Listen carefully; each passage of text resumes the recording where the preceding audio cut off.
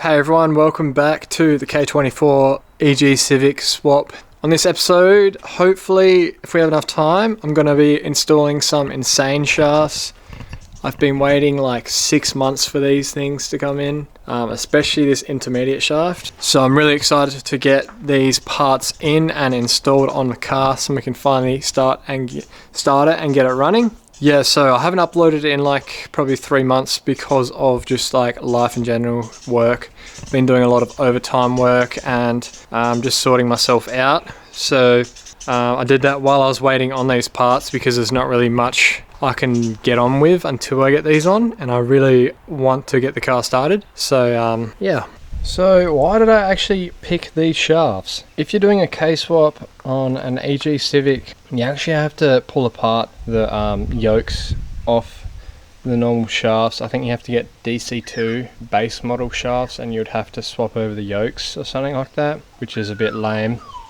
But then, because they're the stock shafts, they're not actually rated for much horsepower and torque, so you're more likely to break the yokes or do some damage with the splines to the gearbox or the hubs. So I decided to go with insane shafts because they pretty much pre-make everything just to bolt straight into the car with no customization, so I haven't had to swap over any of the yokes or anything. They also come with ABS rings if you have ABS in your car, which mine does not. And the best part about these is they're rated for 500 horsepower. So I'm not going to be making anywhere near 500 horsepower, but it's good to just have a bit of reassurance that we aren't going to be replacing drive shafts anytime soon unless the boot breaks and it destroys the yokes, which is very unlikely. So obviously I had to spend a fair bit on these. I can't get a price for you. I might put a price up on the screen. I also went with their manual intermediate shaft, which I've started putting in the car already. Yeah, I'm really excited to finally get these in. So I've already pulled one of the wheels off. Pretty much in this video, we're gonna have to possibly pull the bottom ball joint off, and then this hub and upper control arm can swing out the way. And we're also gonna have to unbolt the shock here from the lower control arm, and then they can swing out the way. And then we can pretty much slide in the drive shafts. My first time actually touching any of this stuff here on this car. Obviously I've got plenty of work and experience doing drive shafts and that through my job, so it should be fairly easy. Just gonna have to be aware that these parts are 1995 parts, so they're very old, so half the stuff has never been replaced, so we have to be aware of rust and bolts and that, and nuts that are old. We shouldn't be too hard anyway. Hopefully we have a fair bit of luck with that, but that's just an explanation of what has to be done, and we'll see how we go. And then in the back there, I don't know if you can see it, it's maybe a little bit too dark, there is the intermediate shaft down there. You see it, the spline. Bolt that in properly first, and we can start undoing this side and chucking the stuff in.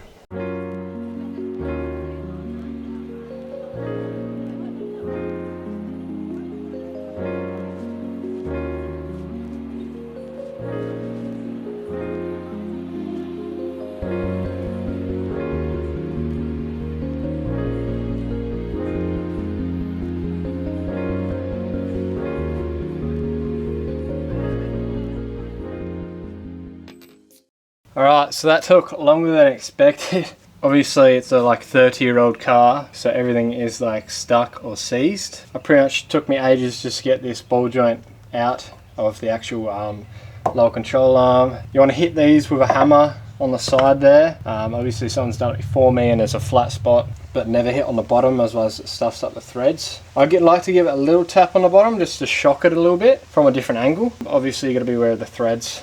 These threads were pretty bad anyway. Have to fix that up with a die set. Obviously now I've got everything loose. I've got this out, I've got the bolt out for the coilover, and I even pulled out the sway bar link nuts, and that can come loose if we need to flex this lower control arm up and down. That is an upgraded white line sway bar, which is very nice. So pretty much now I'm just going to fully bolt up the intermediate shaft. It's going to be hard recording underneath, obviously, so I'm not going to bother. Pretty much it's going to slide into the gearbox, and then I think there's 3 or 4 bolts that just go into the side of the engine, which hold the actual shaft up against the engine and the bearing at the end. And you're going to want to use the genuine bolts that they give you because they have this little sleeve on them. I'm not sure if you can see that very well, but they've got this sleeve.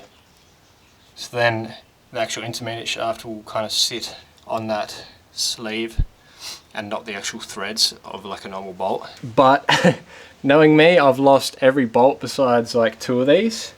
So the rest I'm just going to use normal bolts. It's not a massive deal, but I do recommend keeping the normal bolts. So now I'm going to go ahead and bolt up the intermediate shaft, and then we can get first insane shaft in. Alrighty, we've got the first shaft here. I've got my intermediate shaft bolted in finally. So now we can go ahead and get this thing in. So what I did is I put a bit of grease in the end here on the spline, just so that it doesn't rust up and get stuck if I ever need to take it out. Yeah, and then what I'll do is when I go to put this end in the hub through the bearing, put a bit of grease on this as well, just to stop that from rusting as well. So now I'm gonna fit this in. We've got to be aware of the brake lines. Obviously these are old brake lines, so you got to be careful, and obviously just your usual ball joints just be aware of. But then you also want to be aware of the boots on either end here. Try not to rip them. So now let's go ahead and get this shaft in. Might take a bit of maneuvering, but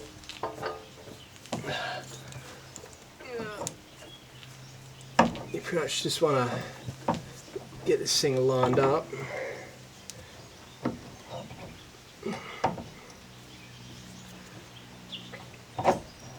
Push that back in, rest that there, and then we need to level up that back end and just slot it in over that little circlip that's on the end of the intermediate shaft.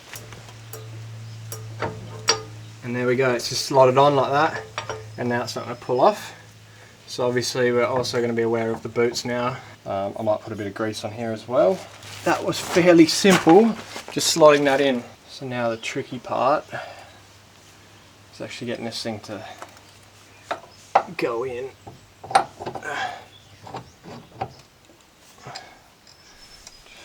So it's on the wrong angle. So kind of slide in like that. Now we pretty much just need to slot it over onto the lower ball joint, and then put it back together on this side, and it's pretty much done. So insane shafts do provide a brand new nut, which is very nice. So you're just going to slip that on.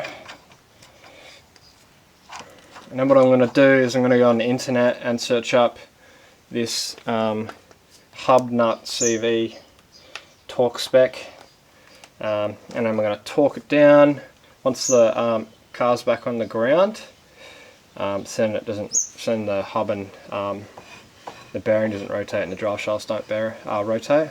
Right now I'm going to go ahead and tighten up all the bolts for the coilover, the sway bar link, and the lower control arm ball joint. That side is completely done, which I'm very happy about. That was very easy, besides that lower control arm ball joint not coming out, but that's fine. And then we can go ahead and do the same on the other side. So I was going to record the other side, but I'm having a lot of trouble trying to get the bottom ball joint loose. This one's like not even moving. I've been probably at it for about an hour now, just hitting it with a hammer. I might have to get like a ball joint remover tool. That is very tricky, and I'm going to save that for another day.